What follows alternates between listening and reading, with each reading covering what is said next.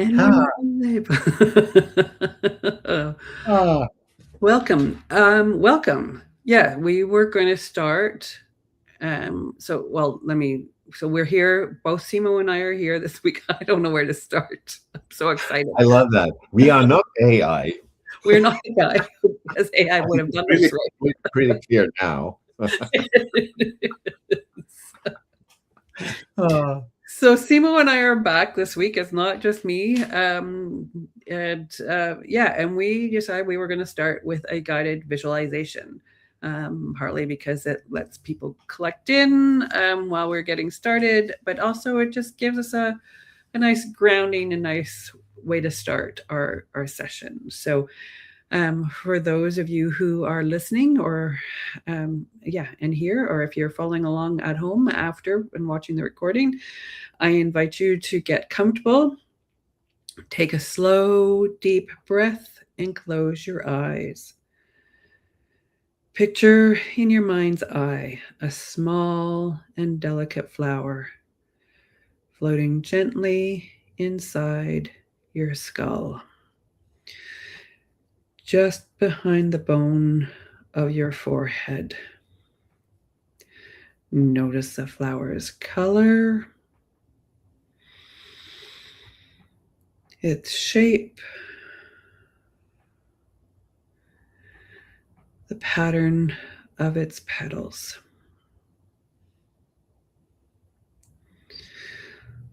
Let the flower drift slowly downwards, gliding gently down your throat into your rib cage, drifting down and down between your lungs, downward, gently downward.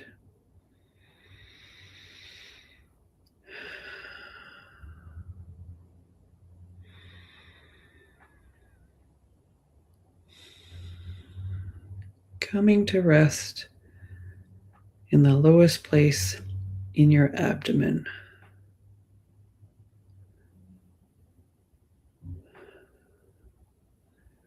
The place where your breath reaches when you breathe fully and deeply.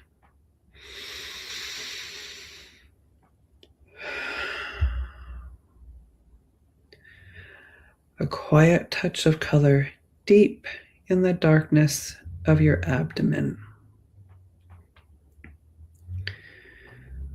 Hold the flower there. Hold it. Hold it.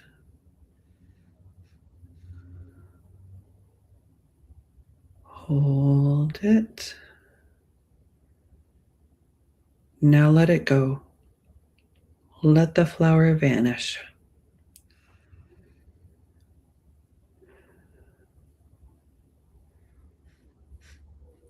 But stay focused on the darkness, deep in the dark center of you.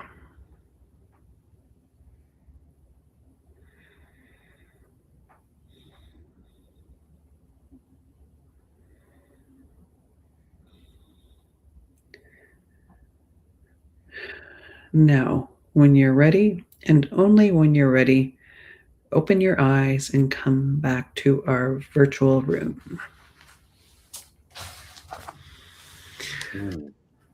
Okay, that's better. Oh, hello, Ruth. Nice to see you here. And nice to see Simo here this week. So we are ready to start season 2, although this is episode 2 of season 2.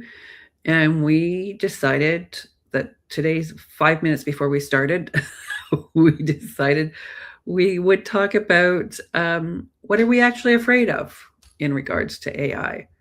This is something that actually came up in a meeting that I was in yesterday.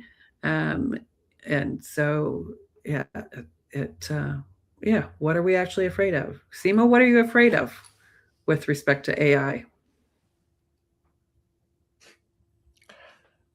The first thing that comes to my mind is that there are so many possibilities how to use the AI that I'm behind. There's this urgency. I should learn how to use it in a right way, and I'm kind of envious about the people who actually find, they are reporting how AI is doing this and that, and they have built agents that Right. are kind of the little helpers in their work life and in domestic life, and Right. So, so it's like the endless possibilities, and kind of the feeling of like, I'm slowly adopting. That's the first thing. yeah. So kind of a fear of missing out then? Everybody else is doing it and I'm Yeah, not. missing out, maybe. Yeah, Yeah. FOMO. Yeah. Yeah. FOMO. Yeah. I'm usually an early adopter. I like new gadgets. Yeah. So this is, this is natural to me, but Yeah. there are other, I can imagine that people have also really different kinds of fears than that. Yeah. Is what do you have in the top of your mind, on the top of your mind? I have some of that FOMO, but it's for me is more I'm more concerned about what it's doing to us as human beings and our relationships. This topic of or this idea of relational versus transactional has been a Yeah. bit of a theme for me for the last year and a half, or maybe a bit more, but let's say a year and a half. And so that's what concerns me, that we're turning to AI instead of turning to our colleagues and asking them questions, or turning to our friends for help and support. We're turning to AI, which just in large part is an echo chamber. It's very positive in its responses, right? It doesn't ever tell you no. Whereas human beings will say no, or tell me more. Can you explain? This is, and hopefully in some situations we'll say no. That's a really bad idea. I'm concerned for your safety and well-being. Um, don't do that, or think more about that before you move forward. So yeah, it's those relational things that concern me. Yeah. What about, I wonder what some of our audience thinks. If you have thoughts, share them. We'll share them with the other viewers, and Simo and I'll talk about them. So we invite you, as always, to participate in the chat. Yeah. It's interesting. Also, AI doesn't compete with you. There's no competition. I mean, it doesn't it doesn't try to outsmart you or steal your ideas. True. Human colleagues might want to do that. Depends on your settings, though, because it takes what you give it, right? If you have a free version of a lot of these, you upload your ideas, your thoughts, your intellectual property, it absolutely does steal them and puts them into its learning base, and then it's there for the rest of the world, to see. Well, then in that sense, yes. But as an AI, it doesn't use it to outsmart you, but it might share it to other people who might. Yeah, it's not like you are in a meeting and suddenly your colleague or your boss is presenting your idea as their own, right? AI is not going to do that. Not going to do that. So, but yeah, I think I can relate to what you just said about the how we are getting less and less connected with other human beings because there's so good and productive connection with the AI. Yeah. And Mhm. the AI doesn't talk back. It doesn't say, no, I don't feel like doing that. Do we have to do that? Can we go grocery shopping later? You know, um, And it Ruth says that her concern is that how do we know what's true anymore? absolutely. The disinformation is, I mean, it was bad before AI. It's gotten 1,000 times worse or 1,000,000 times worse with AI. And And also oh, AI is not it's not like a labeled source. It's not like we know like Fox News is different than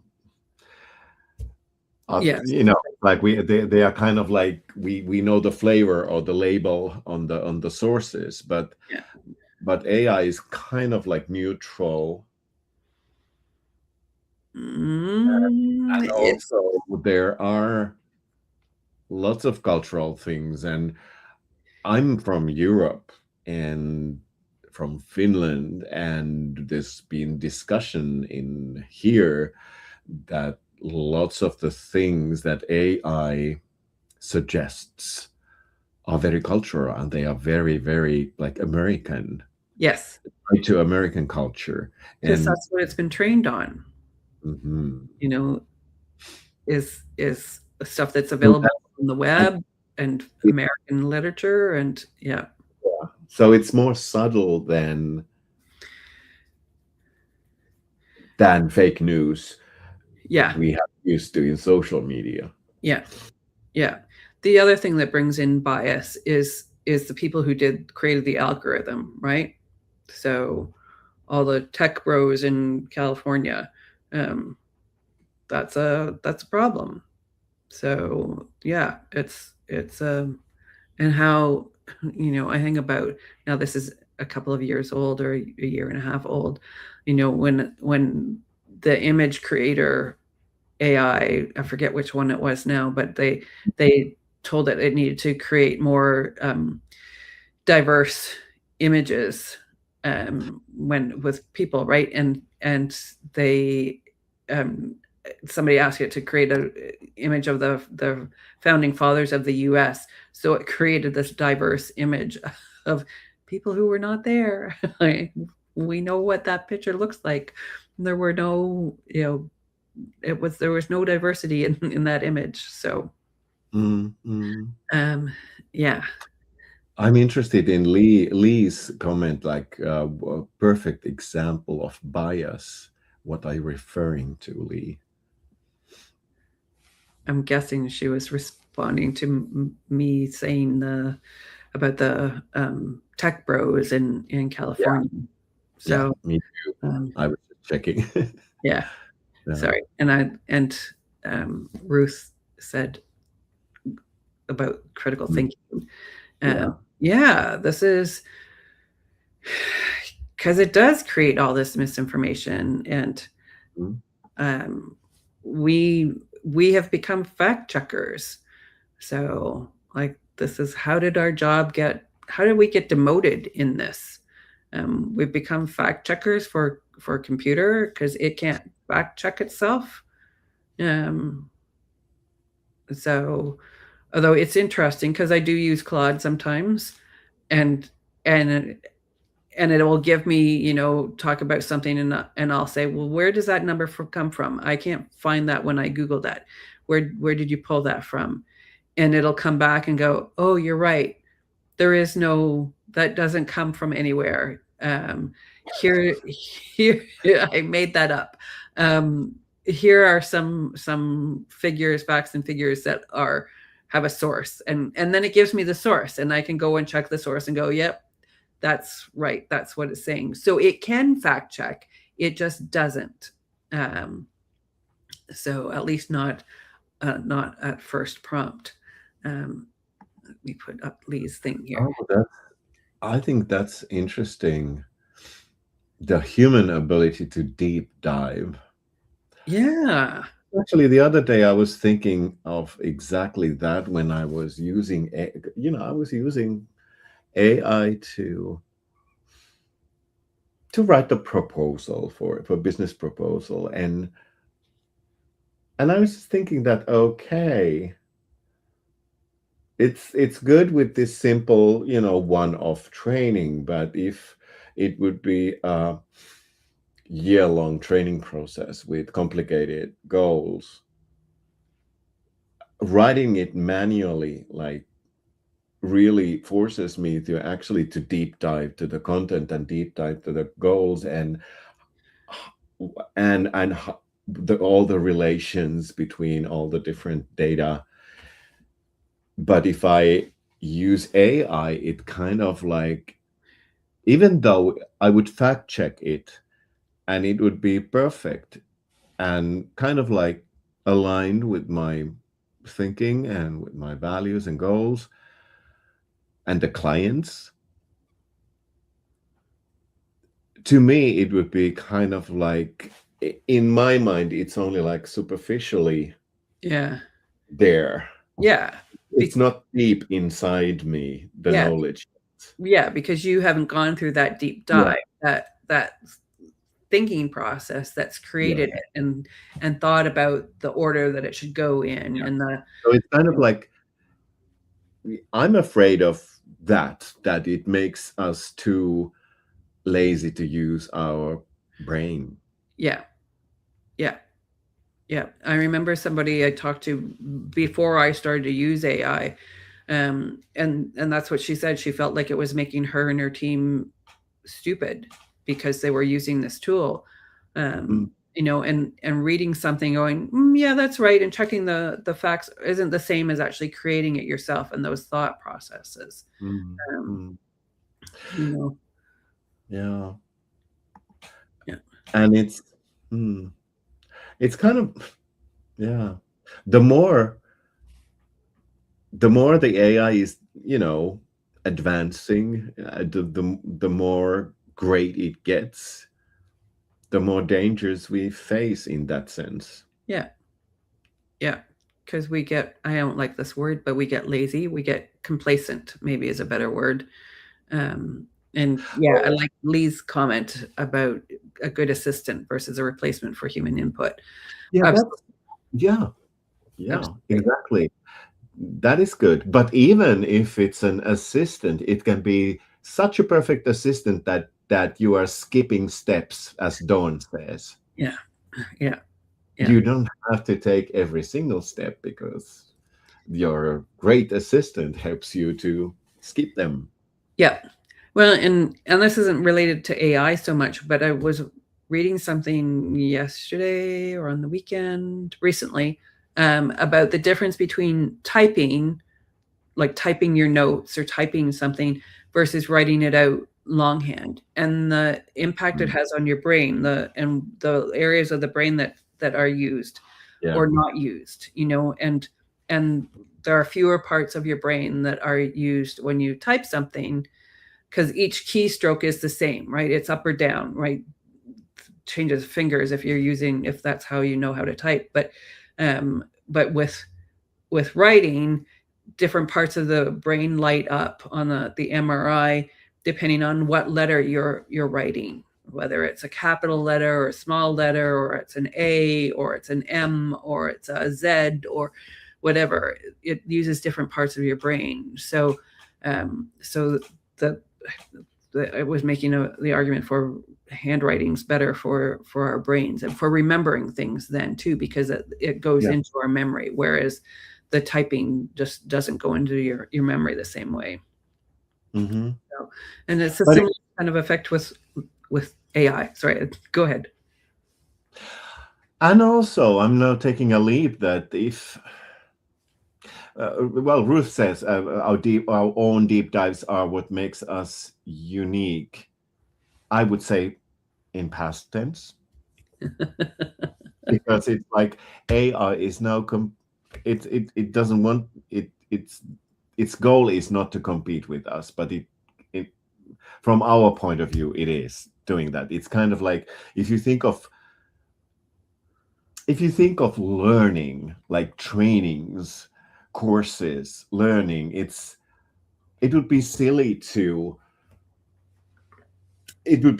go on a course or a training to learn some content now, because the content is there already with AI. I mean, the AI could, produce that in 30 seconds, what you need like 3 weeks to go in trainings.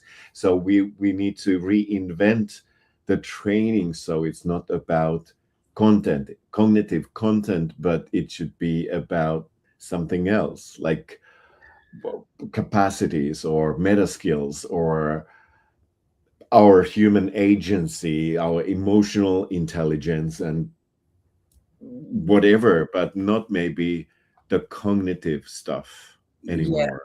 Well, I think there's still a need for that, because you don't want to go looking up everything all the time, right?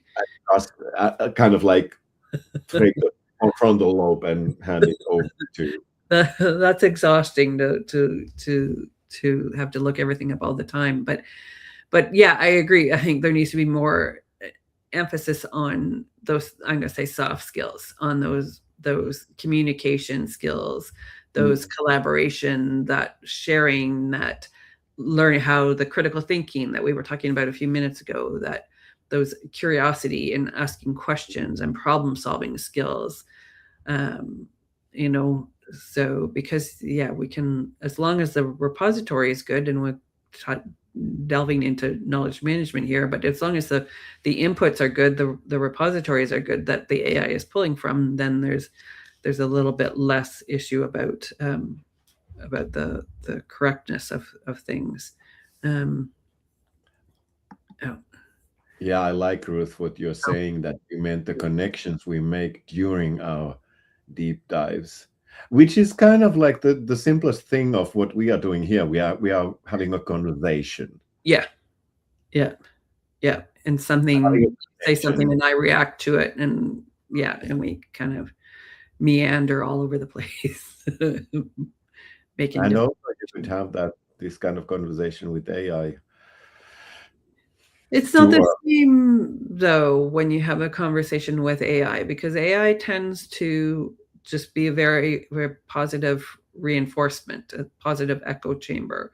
If you don't ask it to be critical. Yeah. You can also ask that. Oh, I love LinkedIn users, like, knowledge management is the way. What do you think of that, Stephanie? How do you feel about that?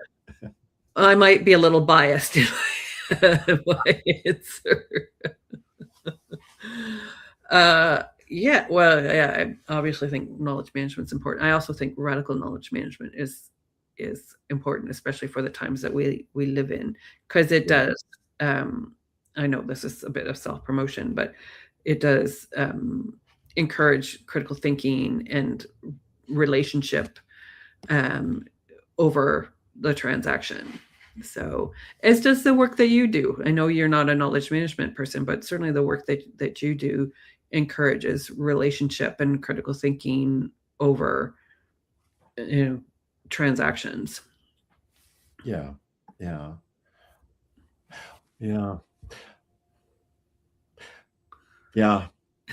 I think what AI cannot do is it cannot resonate with like us humans do. When we have connection, we are actually harmonizing our brain waves and doing stuff like that, which is kind of sounds new age-ish, but it's measurable, and there's been research over it. So we are synchronizing in a very embodied way. Yeah. Even now, virtually, because we are hearing the sound waves and we are receiving light waves. Yeah. And we are adjusting. Yeah. With those. Yeah. I think my biggest fear is that we are neglecting the human connections, that we are, because that's been happening all the, even before AI, the trend has been for several years to be more individually oriented and more competitive as individuals, Yeah.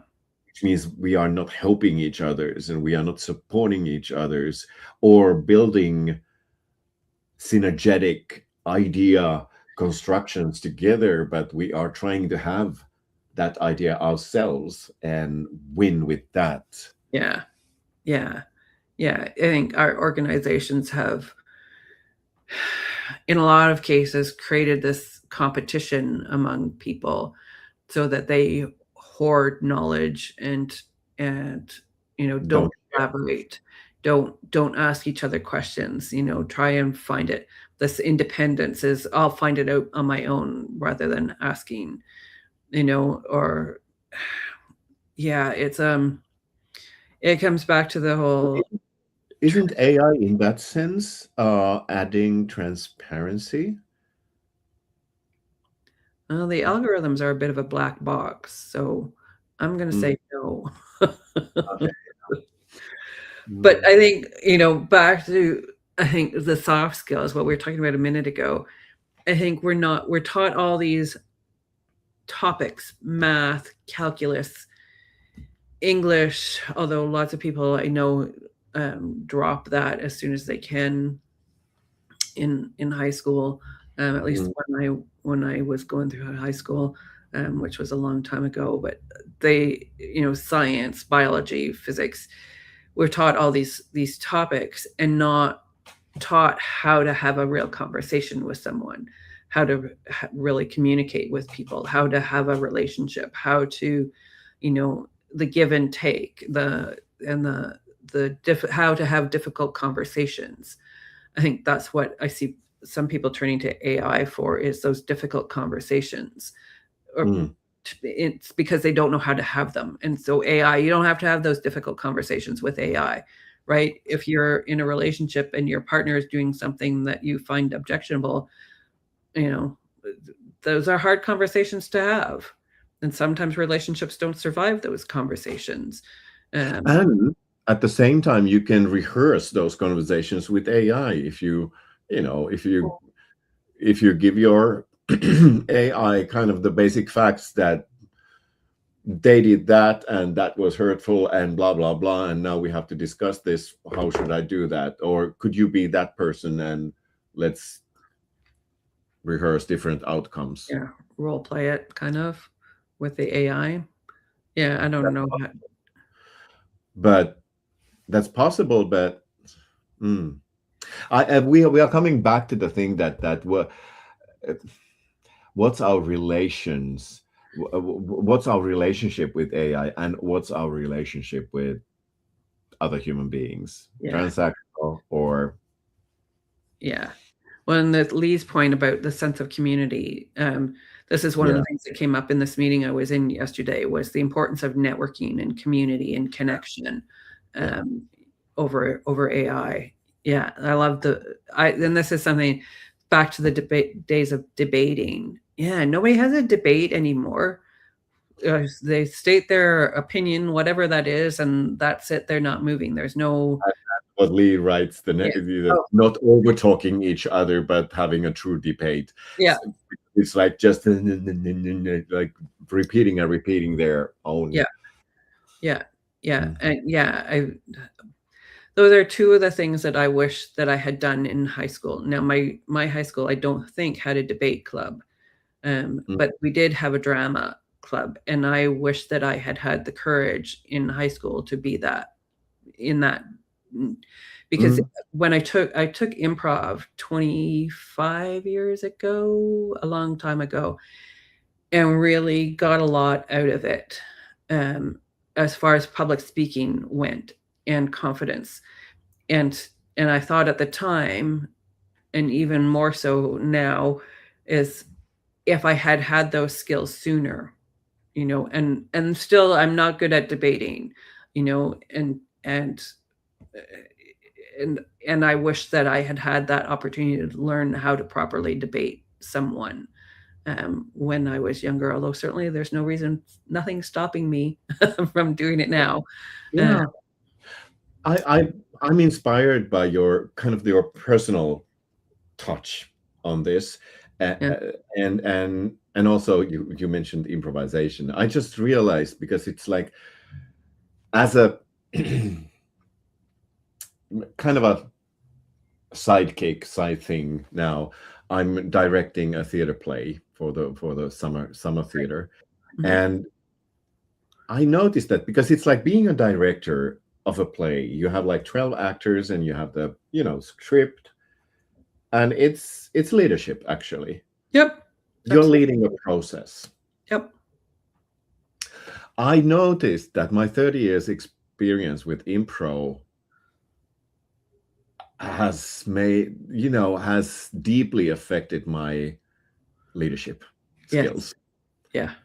And I'm kind of like in awe of having such a clear, like, this process, it takes like 2 months and then it's over, and I lead the process.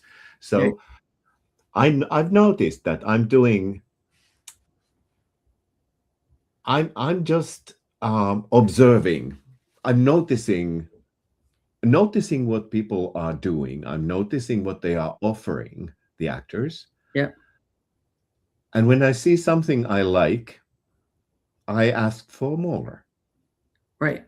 So I'm not having the director's, vision of what this role should look like or do or sound like, or the whole play. Right. But I'm just letting them start the process, and then I'm picking the good stuff and saying that, could I have that more? And it's working so well. And I was just thinking that how many, leaders in work organizations are actually leading in that way. Yeah. Yeah. Because that seems to be very empowering for the actors. I Yeah. have like diverse, like young people and elderly people acting there. And for example, there's this one inexperienced guy who was very insecure in the beginning, but with this kind of work working style or leadership, he's empowered. In a couple of weeks, he's kind of like Oh. like really, really blooming, I would Yeah. say. Oh, nice. That must be nice to watch that happen. Yeah. Confidence building. So those are, for example, those things I've learned from improv are actually it's not knowledge, it's not cognitive stuff, but it's meta skills. Yeah. It's kind of how do you react? Yeah. How do you lead? How do you add on to what's already happening, to what's already there? Yeah. Well, like Ruth says, dealing with the unexpected. So, Yeah. can AI do that for us? I don't know. I don't think so, because AI is built on what's happened before. So if it's not happened, and this is the argument I have for why what it does isn't actually creative or creativity. It's only based on what it's seen before. So if it's not seen something before, then it's not going to create it. It's not going to put it out there. It has to have been related to a pattern that it's seen before. I think right? AI could be creative in a way that you are having a problem, and then you are feeding AI like a surprising content that could you compare this problem with this content, or could you try to solve that problem with this and this and this that are not conventional solutions already to that kind of a problem. You could, that in that sense, AI could be creative if you ask it to do it in a non-conventional way. Yeah, but it still needs, the algorithms are still based on patterns that it's seen before. It is. So I'm not sure that even if you ask it to be unconventional, it's still going to be unconventional in ways that it's seen before. True. It may not be, rather than, think about a normal curve, rather than being in the center part of the normal curve, it might be out in a tail, but it's going to be something that's happened before. Whereas problem solving and really dealing with the unexpected, at least in some cases, it's stuff that's not happened before, right? Maybe we're mixing up predictive using AI versus human creativity. Yeah.